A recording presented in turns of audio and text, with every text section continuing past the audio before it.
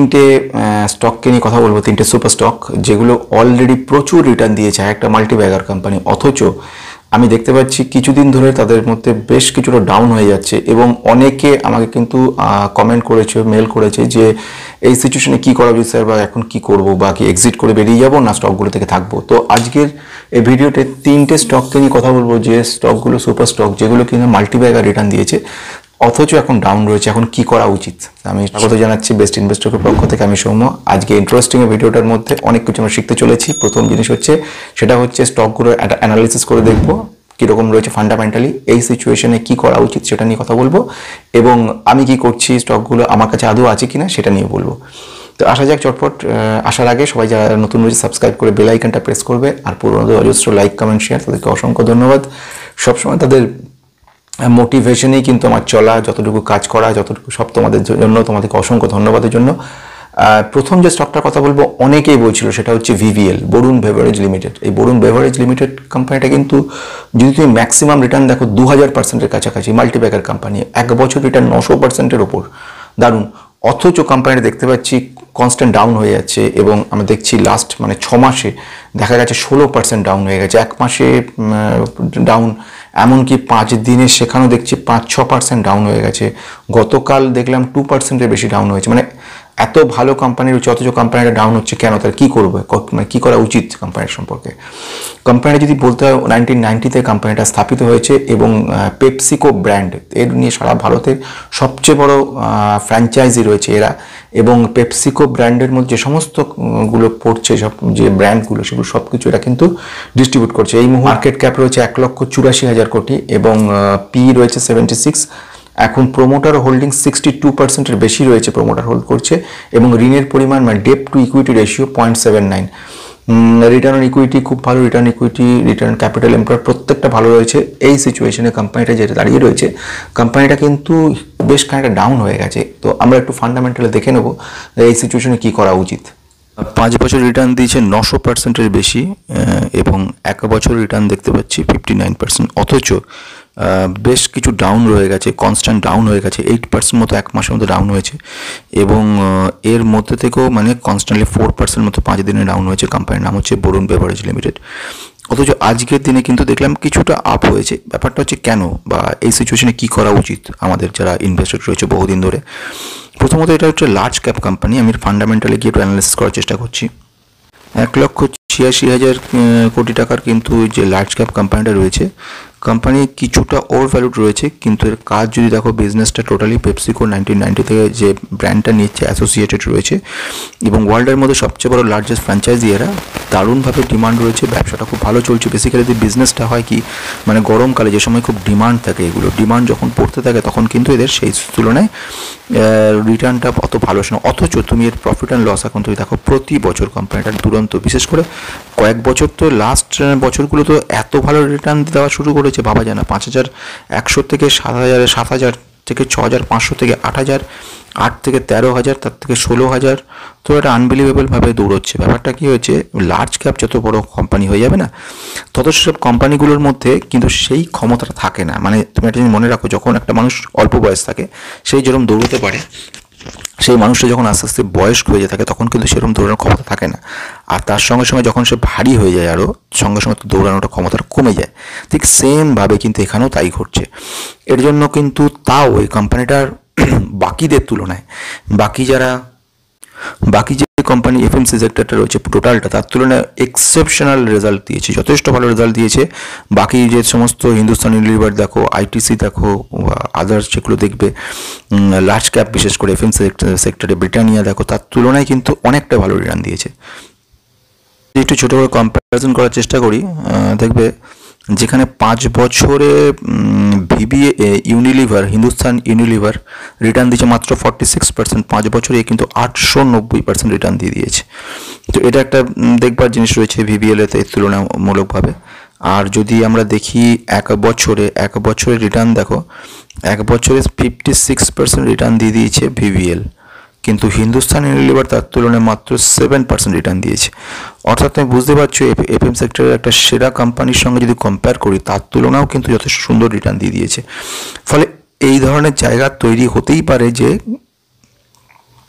Sales growth যথেষ্ট ভালো রয়েছে, প্রফিট গ্রোথ ভালো রয়েছে, কোয়ার্টার অন কোয়ার্টারের রিটার্ন যথেষ্ট ভালো রয়েছে, প্রত্যেক ক্ষেত্রে দেখতে পাচ্ছি কিন্তু খুব সুন্দর রয়েছে। তো এই জন্য কোম্পানিটা টেম্পোরারি যদি কখনো ডাউন হয়ে থাকে সেটা কিন্তু একটা কারেকশন হলে সেটা কিন্তু একটা হেলদি কারেকশন বলে, মানে একটা ইনভেস্ট করার একটা স্কোপ তৈরি করে। তো এই জন্য কিন্তু এই ক্ষেত্রে আমরা বলতেই পারি যে এই সিচুয়েশনে কিন্তু কোম্পানিটা কোনো অংশে প্লাস আমি যদি ক্যাশ ফ্লোটাও দেখি সেখানেও পজিটিভ ক্যাশ ফ্লো দেখতে পাচ্ছি, শোর কাছাকাছি চলে আসে তাহলে কিন্তু একটা রেঞ্জ তৈরি হয়, বাইং রেঞ্জ। অর্থাৎ এইসব কোম্পানিগুলো যথেষ্ট ভালো রয়েছে, ফান্ডামেন্টাল দুর্দান্ত রয়েছে, সেলস গ্রোথ প্রফিট গ্রোথ ভালো রয়েছে, প্রোমোটার হোল্ডিং ভালো রয়েছে, ডেট টু ইকুইটি দুর্দান্ত সুন্দর জায়গা রয়েছে, মানে সমস্ত কিছু পজিটিভ রয়েছে। অপারেটিং প্রফিট মার্জিন আনবিলিভেবল, 28% বেশি কিন্তু অপারেটিং প্রফিট মার্জিন রয়েছে। কোয়ার্টারে আমরা দেখতে পেলাম 23% মতো বেশি হয়েছে, এবং প্রফিট যদি দেখি নেট প্রফিটও কিন্তু 548 কোটি থেকে 1262 কোটি হয়ে গেছে। নেট প্রফিটও কিন্তু দেখতে পাচ্ছি 548 থেকে কিন্তু 1262 হয়েছে, অর্থাৎ সব দিকে দেখতে গেলে কিন্তু লাস্ট কোয়ার্টার অনুযায়ী জুন 2024-এ ডবল হয়ে গেছে, মানে একটা আনবিলিভেবল গ্রোথ রয়েছে, আনবিলিভেবল। একটা লার্জ ক্যাপ কোম্পানি এরকম বিলিভেবল মানে বিশ্বাস করা যায় না। তো সব দিকে কোম্পানিটা খুব সুন্দর রয়েছে। সেকেন্ড যে কোম্পানিটাকে চলে আসবো সেটাও খুব ইন্টারেস্টিং কোম্পানি, এই কোম্পানিটার খুব নাম আছে, এবং কোম্পানিটার উল্টো দিকেটা। এই কোম্পানিটাকে অনেকে রিকোয়েস্ট করেছো, basically ethanol company, ethanol product মানে সুগার কোম্পানি এটা।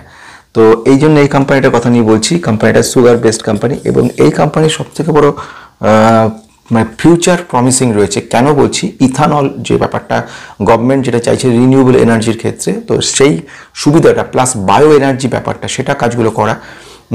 কোম্পানিটার মানে ম্যাক্সিমাম রিটার্ন 400%-এর বেশি, এবং 5 বছর রিটার্ন দিয়েছে 227%, খুব ভালো। অথচ বিগত 1 বছর ধরে দেখছি প্রায় 20% নেগেটিভ হয়ে গেছে। যারা নিয়েছো অলরেডি কিনে রেখেছো তারা প্রচুর সিচুয়েশন হয়েছে, যারা আরও অনেকে চাইছো এই স্টকটা কিনে এরপরে এটা থেকে যেন বহুগুণ রিটার্ন হয়। কিন্তু এখানে একটা প্রশ্ন থেকে যাচ্ছে, সেটা হচ্ছে বিজনেসটা গভর্নমেন্টের এখানে মানে কী ধরনের সুযোগ সুবিধা করা বা ব্যাক করা, মানে গভর্নমেন্ট পিছন থেকে হেল্প সাহায্য করা, এই ব্যাপারগুলো কীরকম হচ্ছে। যদি তুমি দেখো কোম্পানিটার নাম হচ্ছে দ্বারকেশ সুগার। দ্বারকেশ সুগার এখন এই সময় দাঁড়িয়ে কোম্পানিটা কিন্তু তেমনভাবে রিটার্ন এই সময় দিচ্ছে না। তার প্রধান কারণ হচ্ছে ইথানল, যেটা আমি একটু আগে বলছিলাম। গভর্নমেন্ট থেকে দেখেছে সুগার প্রোডাকশনটা কমে যাচ্ছে এবং কোম্পানিগুলি প্রফিটেবল জায়গা হচ্ছে ইথানল, সেগুলো তারা বেশি। ফলে দেশের যে সুগারের ব্যালেন্সটা, অর্থাৎ যে ডিমান্ড সেটা পরিমাণ কমে যাচ্ছে, ডিমান্ড বাড়ছে অথচ সেই তুলনায় সাপ্লাইটা কমে যাচ্ছে, বাইরে থেকে এক্সপোর্ট করতে হচ্ছে। ফলে গভর্নমেন্ট থেকে রেস্ট্রিকশন, কোম্পানিগুলো বিশেষ করে সমস্ত সুগার কোম্পানিগুলো কিন্তু ডাউন হয়ে গেছে। তো এই ভেরি স্মল ক্যাপ কোম্পানি 1300 কোটি রয়েছে মার্কেট ক্যাপ, পি রয়েছে 40, এবং সেলস গ্রোথ কিন্তু প্রচুর নেগেটিভ, -27%, মানে সেলস গ্রোথের পরিমাণ খুব কমে গেছে। ওইদিকে প্রোমোটারের সংখ্যা কিন্তু 42%, 42.09 রয়েছে। এফআইআই কিন্তু সেল করে দিচ্ছে, এখন এফআইআই 3.85 রয়েছে, কোনো পজিটিভ ব্যাপার দেখা যাচ্ছে না, এবং রিটেলারের সংখ্যা 53.92 হয়ে গেছে। তো এটা একটা খুব কনফিউশন জায়গা তৈরি হচ্ছে। তো যার কারণের জন্য কিন্তু যারা ইনভেস্টার তারা কিন্তু খুব কনফিউজড। বেসিক্যালি সেটা হওয়ারই কথা, কারণ ইথানল যদি না থাকে, ব্যাপারটা প্রোডাকশনের ব্যাপারটা খুব বন্ধ হয়ে যায়, তাহলে কিন্তু অটোমেটিক্যালি মানে সুগার ইন্ডাস্ট্রিজ থেকে খুব একটা প্রফিট হয় না। তুমি যদি আগে দেখো এই সুগার কোম্পানিগুলো যারা ম্যানুফ্যাকচার করছে তার রিটার্ন কিন্তু এমন কিচ্ছু না। কিন্তু ইথানল এসে এইগুলো থেকে মানে সুগার বাই প্রোডাক্ট হচ্ছে ইথানল, ফলে সেইগুলো আমাদেরকে অনেক বেশি রিটার্ন ভালো দিতে পারে বা কোম্পানিগুলো আরও অনেক উন্নতি হতে পারে। এই চিন্তা তো করে কিন্তু লোকেরা ইনভেস্ট হয়েছিল, কিন্তু গভর্নমেন্ট থেকে যখন এরকম এমবার্গো দিয়ে দিল ফলে অনেকেই উইথড্র করে নিল, ফলে এটা এমন জায়গায় দাঁড়িয়ে গেল ইমপ্রুভমেন্ট হওয়ার জায়গা নেই। তো একটু ফান্ডামেন্টাল দেখে নেব। মানুষের পেনির ওপরে একটা বিশাল বড় মাত্রার লোভ থেকে গেছে, এবং এই জগতে আমি দেখতে পাচ্ছি মার্কেটে যারা কিছুটা জানে কিংবা একদমই জানে না, শুধু একটা জিনিস বুঝেছে যে যদি আমি কোনো রকমের 7 টাকা 10 টাকা 20 টাকা 25 টাকা কোনো একটা স্টককে নিয়ে নিতে পারি 70-80 টাকায়, তাহলে একসঙ্গে যদি 1000 কোয়ান্টিটি নিয়ে নিতে পারি তাহলে আমার কিন্তু অনেকটা লাভ হয়ে যাবে। কিন্তু এই জিনিসটা চিন্তা করে না একবারও, যে যখন পড়ে সেগুলো কিন্তু রীতিমতোভাবে ব্যথা দেয়। যদি কোম্পানিটার কথা বলছি সেটা হচ্ছে দ্বারকেশ সুগার ইন্ডাস্ট্রিজ লিমিটেড। কোম্পানিটা কিন্তু ওই 70-72 দেখেই বহু লোকে ইনভেস্ট করেছে, এবং আমার কাছে মেলও করেছো, অনেকে কমেন্টও করেছো। কোম্পানিটা 17% ডাউন হয়ে গেছে, এবং হওয়াটা স্বাভাবিক। এবং তার কারণ যখন তোমরা ইনভেস্টেড হয়েছে তখন কিন্তু এখানে ইনভেস্ট করোনি, তখন মোস্ট প্রবাবলি ইনভেস্টেড হয়েছিল অনেক ওপরে, অর্থাৎ এইরকম জায়গাতে তোমরা ইনভেস্টেড হয়েছিলে। অর্থাৎ এটা যদি দেখি অ্যাপ্রক্সিমেট তোমাদের এখানে প্রায় 100-র ওপরে কখনো কেউ কেউ ইনভেস্টেড হয়েছে, কেউ কেউ 190 ইনভেস্টেড হয়েছে, কেউ 102-এ ইনভেস্টেড হয়েছে। কিন্তু ঘটনা এখন আস্তে আস্তে এগুলো যখন ডাউন হয়ে যাচ্ছে তখন তো দেখে মনে হচ্ছে এখন কি করা যেতে পারে, এখন তাহলে কি এক্সিট করব, তাহলে কি বেরিয়ে যাব। কোম্পানিটার ক্ষেত্রে যেটা বলছিলাম একটু আগে দিয়ে, কোম্পানির ফান্ডামেন্টালটা আমি দেখবো, কিন্তু 1 বছর রিটার্ন কিন্তু আস্তে আস্তে শুধু নেগেটিভ হয়ে যাচ্ছে। বেসিক্যালি যদি তুমি দেখো এইসব কোম্পানিগুলো প্রথম দিকে রিটার্নগুলো দেখবে কিছুই ছিল না, যখন এই 2006 থেকে 11 সাল 83% 84% ডাউন হয়ে গেছিলো কোম্পানি। কেন হয়েছিল? তখন শুধু সুগার ইন্ডাস্ট্রিজ ছিল। সুগার ইন্ডাস্ট্রিজে কিন্তু বিশাল কোনো প্রফিট হয় না। তুমি একদম দেখতে দেখতে 2010, 11, 15, এমনকি সব থেকে ভালো টাইমও যদি বলি সেটাও 84% দিয়েছে। 2012 সাল থেকে 15 সাল 3 বছরে মাত্র 84% দিয়েছে, এরম সময়টার ঘটনা। এইগুলো চলছিল মোটামুটি। তার পরবর্তীকালে যখন সরকার থেকে বিভিন্নভাবে ইথানলের ওপর একটা বিরাট পজিটিভ খবর শোনালো যে এবারে রিনিউয়েবল এনার্জির ইমপ্রুভমেন্ট হতে চলেছে, তো সেই সময় থেকে কিন্তু একটা বিরাট বড় পজিটিভ ব্যাপার শুরু হলো, এবং তার এফেক্ট আমরা দেখলাম পরের দিকে 300-400% রিটার্ন দিয়ে দিল মাত্র 2 বছরের মধ্যে, 329% মোটামুটি। তো এইগুলো হয় এবং তৈরি হয় এইরকমভাবে যে পজিটিভ থেকে। আবার পরবর্তীকালে যখন দেখা গেল গভর্নমেন্ট বলে দিল যে কিছু এমবার্গো দিয়ে দিল, এখন প্রোডাকশন করা যাবে না, সুগার কোম্পানিগুলো ইথানল প্রোডাকশন বন্ধ করতে হবে, ব্যান করে দিল, তো তখন থেকে আবার ডাউন হওয়া শুরু হয়ে গেল। প্রশ্ন হলো এখন যে এখন কি করা উচিত এটাতে, তো দেখা যাক। আমি যে কোম্পানিটার কথা বললাম সেটা হচ্ছে সুগার ইন্ডাস্ট্রি, সুগার প্রোডাক্ট রেটের সমস্ত কাজকর্ম করে, বায়ো এনার্জির কাজও রয়েছে। তো কোম্পানিটা খুবই স্মল ক্যাপ কোম্পানি, 1300 কোটির কোম্পানি রয়েছে এবং পেনি টাইপের কোম্পানি। পি দেখো 40 রয়েছে। সেলস গ্রোথের দিকে তাকাতে বলবো, সেলস গ্রোথের অবস্থা দেখলে বুঝতে পারবে। যদি প্রথম থেকে সেলস গ্রোথ দেখি নেগেটিভ 27% এবং 5 বছরে মাত্র 9%, মানে সেলস নেই যেহেতু। এবং পিজি এরকম নেগেটিভ, পিজি 16% মাইনাস, এটা কিন্তু সাংঘাতিক ব্যাপার একটা। ন্যাচারালি সেলস গ্রোথ বলে কিছু নেই, সেই নেগেটিভ, সেই কারণের জন্য এটা দেখতে পাচ্ছি আমরা। যদি তুমি দেখো ইন্ট্রিনসিক ভ্যালু 39 টাকা, এই সিচুয়েশনেও ওভার ভ্যালুড দেখাচ্ছে। আর ইন্ডাস্ট্রিজ পি দেখো 17.6, আর এর পি হচ্ছে কোম্পানিটার পি দাঁড়াচ্ছে 40।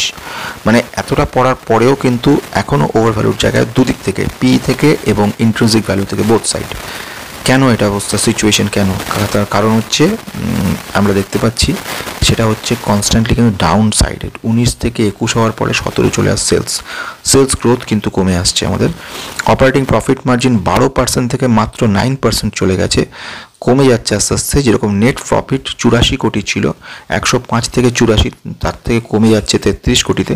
ফলে এইগুলো কিন্তু খুবভাবে নজর করে। যদি কোয়ার্টার হিসেবে দেখি তাহলে লক্ষ্য করবে যে সেলস গ্রোথ ছিল 379, তার থেকে 341 হয়ে গেছে।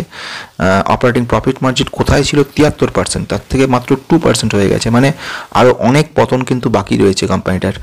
অপারেটিং প্রফিট মার্জিন 19% ছিল, এখন 1%-এর থেকেও কম হয়ে গেছে। এইগুলো দেখে কিন্তু বোঝা যায়। যদি নেট প্রফিট দেখো, নেট প্রফিটের অবস্থা দেখো, সেখানেও দেখবে নেগেটিভ হয়ে গেছে, মানে পুরো লসে চলছে কোম্পানিটা। 9.73 ক্রোর্স নেগেটিভ। তার মানে বুঝতে পারছো কোম্পানি এর রেজাল্টটা কিন্তু সামনের বছরেও, সামনের কোয়ার্টারেও কিন্তু ভুগতে হবে যদি না কোনোভাবে চেঞ্জ কিছু হয়। আচ্ছা, এটা গেল। এরপর আসছি ক্যাশ ফ্লোতে, কারণ এই ধরনের কোম্পানি ক্যাশ ফ্লো দেখলে বুঝতে পারবে জিরো, পজিটিভ নেগেটিভ কিছু নেই, জিরো দেখাচ্ছে। তো এটার ব্যাপার সব আরও ইন্টারেস্টিং। ইনভেস্টর কিন্তু 42% প্রথম থেকে ধরে রেখেছে প্রমোটাররা, বেশ। এফআইআই যে ছিল, এফআইআই কিন্তু কমিয়ে দিয়েছে আরও, আর যারা বাড়িয়েছে তারা হচ্ছে 53% পাবলিকের কাছে রয়েছে, রিটেলারের কাছে। তো 54.2 থেকে 53.92 হয়ে গেছে। মানে ওরা এক্সপেক্ট করছে যে এরপরেও আশা আছে, এরপরেও বিরাট কিছু ইমপ্রুভমেন্ট হতে পারে। দেখো, আমার কথা এবার যদি বলি, যেটা আমার নিজস্ব ব্যক্তিগত কথা অনুযায়ী, আমি এইসব কোম্পানিতে প্রথমত হচ্ছে ইনভেস্ট করি না।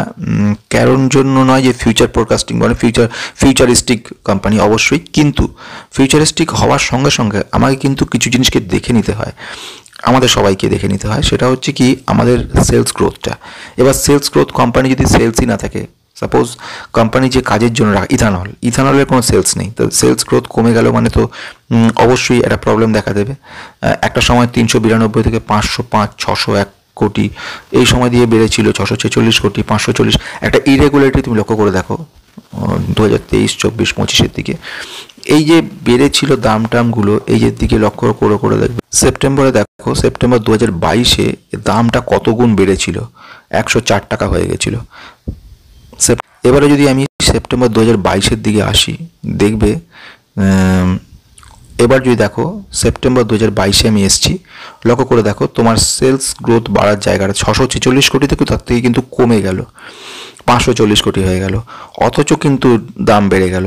এবার আসছি ইয়ার বেসিসে, দেখো এইখানে লক্ষ্য করে দেখবে 1839 থেকে 1900 বছর অনুযায়ী যদি হিসেবও করি, এমন কিছু বাড়ার মতো বাড়েনি যার জন্য কিনা এত চেঞ্জেস হবে। বিরাটভাবে চেঞ্জেস দেখানো হয়েছিল এবং যাকে বলা হয় যে বিরাট ইমপ্রুভমেন্ট হয়েছিল দেখানো। যদি একটু দেখে নিই আমরা, সেলস গ্রোথের পরিমাণ এখান থেকে আরও সহজভাবে বোঝা যাবে। 10 বছরে 6% ছিল এবং প্রফিট গ্রোথ দেখো 5 বছর হিসেবে -3 আর 10 বছরে 20%। তার তুলনায় স্টক প্রাইস কিন্তু বহুগুণ বেড়েছিল। যখন এই ধরনের জায়গাগুলো তোমরা দেখতে শিখে যাবে আস্তে আস্তে, তখন পার্থক্যটা বুঝতে পারবে যে সিচুয়েশন কী রয়েছে, তোমার নেওয়াটা কতটা জরুরি, আদৌ প্রয়োজনীয়তা আছে কি না।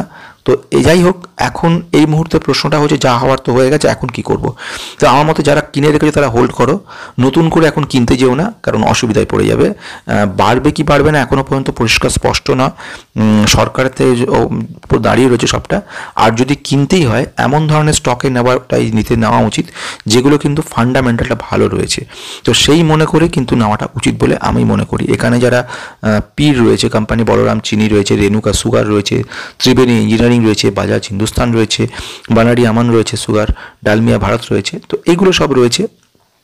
এর মধ্যে থেকে দেখে নিতে হবে, যেরকম আমরা যদি দেখি নেগেটিভ যে রিটার্ন প্রফিট অ্যান্ড লসের মধ্যে একমাত্র বাজাজ হিন্দুস্তানে পজিটিভ আমরা দেখতে পাচ্ছি কোয়ার্টারলি প্রফিটের মধ্যে, একমাত্র একেই দেখলাম কোম্পানিগুলোর মধ্যে একটু ইমপ্রুভমেন্ট, আর কিন্তু সেরকমভাবে ইমপ্রুভমেন্ট আমরা দেখতে পাচ্ছি না।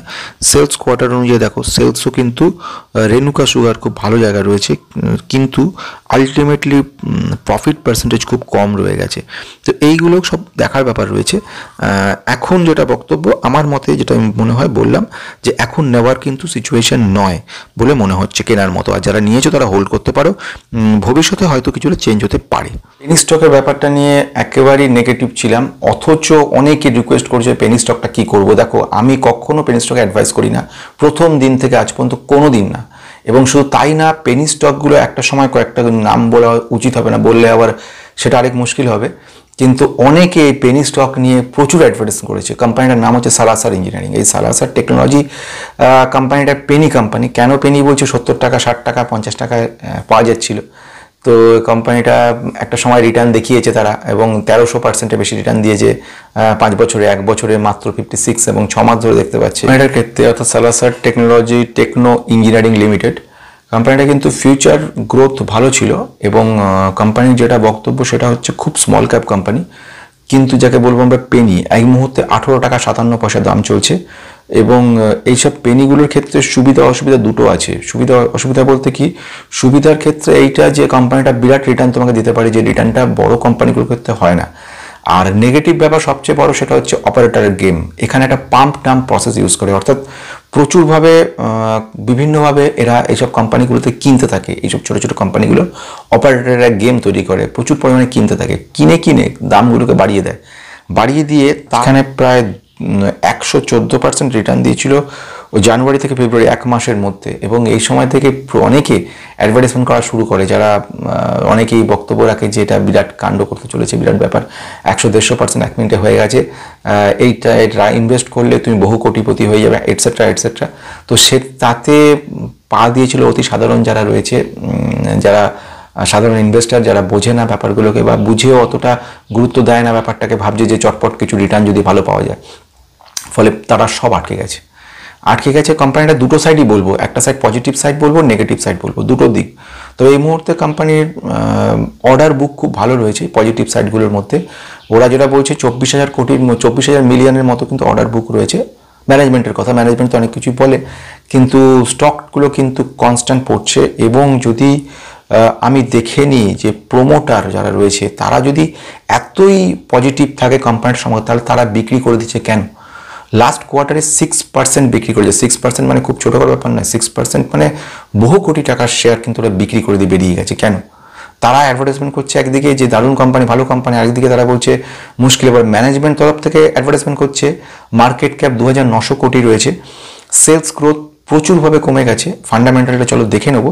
কিন্তু একটা কথা বলা, সেটা হচ্ছে এইসব কোম্পানিতে যারা ইনভেস্ট করেছো, হতে পারে পরে গিয়ে ভালো কিছু করতে পারে, কিন্তু সেই পার্সেন্টেজটা অনেক কম। এই যে অপারেটর যারা গেম দিচ্ছে, প্রচুর পরিমাণে পাম্প করে কোম্পানিগুলোতে, তারপরে একটা সময় কোম্পানিগুলো তুলে নিয়ে গিয়ে নিজেদের সমস্ত সেল করে দিচ্ছে, তারপরে কোম্পানিগুলো পড়তে পড়তে একটা জায়গায় আটকে যায়। অজস্র পেনি স্টককে নিয়ে বারবার বলেছে, এরকম ঘটনাগুলো অজস্রবার ঘটেছে। তার মধ্যে কি ভালো কোম্পানি নেই? ভালো কোম্পানিও রয়েছে, কিন্তু তার পরিমাণটা খুব কম। তো দেখা যাক ফান্ডামেন্টালটা কী আছে। অ্যাডভার্টাইজমেন্ট করছিল এবং সেটা স্বাভাবিক ঘটনা। 10 টাকা 12 টাকা শেয়ার দেখলেই অনেকের বিরাট একটা ভবিষ্যৎ মনে করে না, কারণ 10 টাকা আজকে রয়েছে, কালকে গিয়ে সেটা 100 টাকা হবে। তারপরে এবং সত্যি দেখানো হয়েছিল সে সময় দিয়ে, ওই 4 টাকাটা আছে, 6 টাকা আছে, সেটা গিয়ে দাঁড়িয়ে গেল 22 টাকা, মানে বিরাট ব্যাপার। 24 টাকা 25 চলে গেল স্টকটা। তো গিয়ে একটা বড় চমক দিয়েছিল সে সময় দিয়ে। এবং যদি পার্সেন্টেজ যদি হিসেব করার চেষ্টা করি, মানে কিছুদিনের মধ্যেই এটা, মানে 1 বছরের মধ্যে 200-300% রিটার্ন দিয়ে দিয়েছিল। কোম্পানিটা তো সালাসার ইঞ্জিনিয়ারিং বললাম, কিন্তু কোম্পানিটা পড়তে শুরু করলো। এইখানে প্রশ্ন শুরু হলো, যখন কোম্পানিতে লোকে কিনেছিল 40 টাকা, 30 টাকা, 32 টাকায়, সেটা যখন 26 টাকা চলে এলো, তখন তারা ব্যথাটা বেশ ভালো মাত্রায় পেল। তারপরে যখন 20 টাকা 22 টাকা চলে গেল, তখন তো একদমই খারাপ অবস্থা এবং সাংঘাতিক অবস্থা শুরু হয়ে গেল। প্রশ্ন তখন শুরু হলো যে এখন কি করব, কেন এই পেনি স্টকটার এই হাল হলো কেন? কোম্পানি কি কাজ, প্রথমে বিজনেসটা একটু বুঝতে হবে। কোম্পানির যারা বিজনেস বুঝে এসছো তাদের কথা আলাদা, যারা বোঝোনি, শুধু জাস্ট বলা হয়েছে তারা নিয়েছো। এটা বেসিক্যালি টাওয়ার ম্যানুফ্যাকচারের উপর কাজ করে, যেখানে যত টাওয়ার বসানো হয়, স্টিলের যে স্ট্রাকচারগুলো তৈরি করে টাওয়ারের না, সেগুলোতে কিন্তু এরা বসায়। এবং ইঞ্জিনিয়ারিং, প্রকিউরমেন্ট, কনস্ট্রাকশনের উপরে কিন্তু কাজ করে, মানে ইনফ্রাস্ট্রাকচারের উপর যে কাজকর্ম সেটার উপর কাজ করে। রেলওয়ে সেক্টরের কিছু প্রোডাক্ট এরা বিক্রি করে। এবারে ব্যাপারটা হচ্ছে কি, রেলওয়ে সেক্টরের ইমপ্রুভমেন্ট হচ্ছে বহুগুণ। তো ন্যাচারালি ওরা যারা বলছে তারা এইটাকে কাজে লাগিয়েছে, রেলওয়ে সেক্টরের ইমপ্রুভমেন্ট হচ্ছে, সুতরাং এরও ইমপ্রুভমেন্ট হবে, সেই মনে করে সবাই নিয়েছে। আমি তখন বহুবার না করেছিলাম, অনেককে বুঝিয়েছিলাম, এবং তখন আমার মনে হচ্ছে, যেটা মনে পড়ছে এখনও, যে আমি এই কোম্পানিটা নিয়ে বলার জন্য অনেকগুলো নেগেটিভ কমেন্ট আমার শুনতে হয়েছিল। তো যাই হোক, আমি সেসব কথায় যাচ্ছি না, তিক্ত অভিজ্ঞতার কথা বলার দরকার নেই। কিন্তু যেটা দরকার ছিল বলার, সেটা হচ্ছে যে আমি সাবধান করেছিলাম, অনেকেই মানেনি। যাই হোক, ভবিষ্যতে কি উঠবে ভবিষ্যতে জানে, এখন সে কথা আমি বলছি না। আমি আমার সাধারণ ক্ষুদ্র বুদ্ধি দিয়ে বলতে পারি, কোম্পানির অর্ডার বুক খুব ভালো রয়েছে, সেটাকে নিয়ে কোনো দ্বিমত নেই। কিন্তু কোম্পানির এই মুহূর্তে যদি ফান্ডামেন্টাল অ্যানালিসিস তুমি করো, খুব একটা ভালো পজিটিভ কিছু কিন্তু খুঁজে পাওয়া যাচ্ছে না। কোম্পানিটা স্মল ক্যাপ কোম্পানি, 3000 কোটির মতো মোটামুটি। এবারে এর যে রিটার্ন ইকুইটি ক্যাপিটাল এমপ্লয়েড চমক দেওয়ার মতো কিছুই নেই। ইন্ডাস্ট্রিজ P 26.8 রয়েছে, আর এর নিজস্ব পি রয়েছে 59, মানে এতটা ডাউন হয়েছে, তারপরেও এত ভ্যালুয়েশন দাঁড়িয়ে রয়েছে হাইয়ে। আচ্ছা, পিজি রেশিও দেখো 6-এর ওপর, 1-এর মোটামুটি থাকলে ভালো, সেখানে বহু বেশি হয়ে গেছে। এবারে যদি দেখো, সেটা হচ্ছে ইন্ট্রিনসিক ভ্যালু, মানে যে দামটা হওয়া উচিত ছিল, 7 টাকাতে আসার কথা ছিল, সেটা এখন 7 টাকাটা 18 টাকা দাঁড়িয়ে আছে। তো এবারে যদি একটু প্রফিট অ্যান্ড লস অ্যাকাউন্টে দেখি, প্রফিট অ্যান্ড লস অ্যাকাউন্টে কিন্তু সেলস গ্রোথ কিছুটা বেড়েছে গতবারের তুলনায়। এবারে অপারেটিং প্রফিট মার্জিন একটু সামান্য চেঞ্জ হয়েছে, 10% মতো হয়েছে।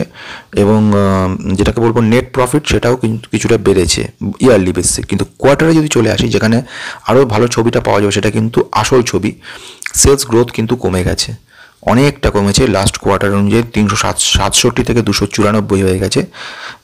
এখন যদি নেট প্রফিটে চলে যাই, এই কোয়ার্টারের প্রফিট, সেটা 17 কোটি থেকে 10 কোটি চলে এসছে, অর্ধেক হয়ে গেছে।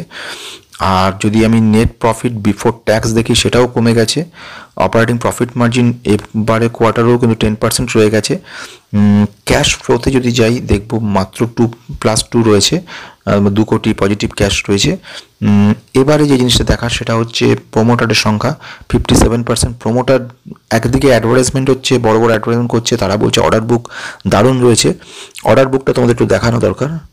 অ্যানুয়াল রিপোর্টে চলে এলাম, এখান থেকে আমরা একটু দেখে নেব। সালাসারের ওপরে অনেক কিছু বক্তব্য রয়েছে, এটা মোটামুটি কম বেশি পড়া হয়ে গেছে।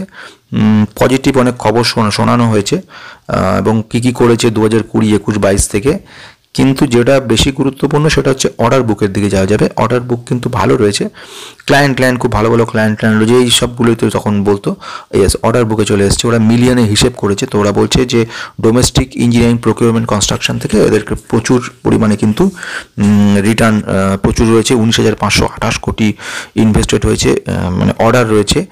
ইন্টারন্যাশনাল ইপিসি 2,400 রয়েছে, এক্সপোর্ট অর্ডার কিছু রয়েছে টেলিকম পাওয়ার ওপরে 548 কোটি, সব মিলিয়ে মিশিয়ে 24,019 মিলিয়ন কিন্তু রয়েছে, অর্ডার রয়েছে এদের। তো এখন সব ঠিক আছে, কিন্তু ব্যাপার হচ্ছে কি এই কোম্পানি কনস্ট্যান্ট ডাউন হয়ে চলেছে এবং লাস্ট কোয়ার্টারেও দেখলাম যেরকমভাবে ব্যাপকভাবে ডাউন হয়ে গেছে। যেখানে আমি আগের ইয়ারও দেখছিলাম পজিটিভ ছিল, সেটা কিন্তু অনেকটা ডাউন করে দিয়েছে। তো এইগুলো কিন্তু আমাদের ক্ষেত্রে একটা নেগেটিভ জায়গা তৈরি করছে। EBITDA মার্জিন যেটা সেটাও কিন্তু 9%-এ চলে এসছে। এটা EBITDA মার্জিনটা এত কম থাকাটাও কিন্তু একটা নেগেটিভ লক্ষণ বলে মনে হচ্ছে। তো এখন টেকনিক্যালি আমি পরে যাব, আগে দেখে নিই প্রফিট আফটার ট্যাক্স। দেখো মাত্র 4% রয়েছে, 4.6 প্রফিট মার্জিন যেটাকে বলছি, মানে profit after tax margin net profit অনুযায়ী। কিন্তু এবারে ম্যানেজমেন্ট কিছু কমেন্ট্রি দিয়েছে, যেটা দেখতে পারো সেখানে দিয়েছে মোটামুটি এই অমুক তমুক সব কিছু লিখেছে। EBITDA 9.60 রয়েছে, প্রফিট আফটার ট্যাক্স 3% হয়েছে, এইসবগুলো বলে গেছে।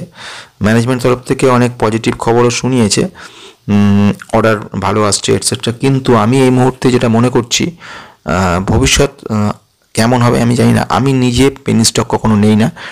তো টেকনিক্যালে যদি যাই, এবার যদি দেখে নিই, এখানে একটা জিনিস লক্ষ্য রাখবে যে কনস্ট্যান্ট কিন্তু স্টকটা পড়ে যাচ্ছে। সালাসের চার্ট চলে এলাম এবং এখন যেখানে দাঁড়িয়ে রয়েছে মোটামুটি হিসেব মতো 20 বা এর কাছাকাছি না গেলে, অর্থাৎ 20 টাকা 40 পয়সা থেকে 23 টাকা এই রেঞ্জ, মানে 20 রেঞ্জ হচ্ছে ফার্স্ট রেঞ্জ, যে রেঞ্জের কাছাকাছি গেলে কিন্তু আমরা একটা এক্সপেকটেশনের জায়গা তৈরি হবে যে এখানে আমাদের কিন্তু এটা পজিটিভ। অর্থাৎ 20 হচ্ছে ফার্স্ট রেঞ্জ, যখন 20কে ভেঙে দেবে, ভেঙে ওপরে উঠবে, তখন এটা কিন্তু একটা ওভারসাইড, মানে যাকে 23-24-এর দিকে যাওয়ার চেষ্টা করতে পারে। আর যদি সেটা না হয় সেক্ষেত্রে ব্যাকস, অর্থাৎ মোটামুটি 12তেও চলে আসতে পারে কিন্তু স্টকটা। মানে ফান্ডামেন্টাল আমাকে বলছে খুব একটা পজিটিভ নেই, কিছু কোনো এক্সপেকটেশন ভালো কিছু দেখতে পাচ্ছি না এক্সেপ্ট অর্ডার। আর টেকনিক্যাল থেকে বলা যায় যে এটা সাপোর্ট লেভেল যেখানে দাঁড়িয়ে রয়েছে সেখানে কিন্তু প্রায় এখানে 18-র কাছাকাছি, 18 যেখানে দাঁড়িয়ে রয়েছে 18.65 রয়েছে, আর 18তে মোটামুটি এর দাঁড়িয়ে রয়েছে।